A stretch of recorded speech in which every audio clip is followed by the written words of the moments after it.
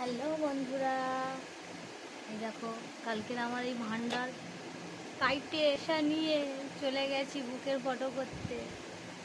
আমার বরমশাই 2 টাকা 5 টাকা 10 টাকা দেয়, সেই পয়সাগুলো জমায় জমায় ভান্ডারে। এখন আমি সেই পয়সাগুলো বরের হাতে, এখন পয়সা নাই, হাত টান, তার জন্য ভান্ডারটা কেটে বুকের ফটো করতে গেছিলাম। ভান্ডারের মধ্যে কয় টাকা জমেছে জানো? 2000 টাকা।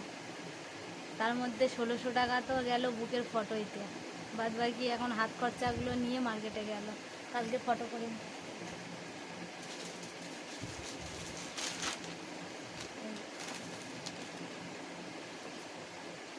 দুইটো ফটো করেছি।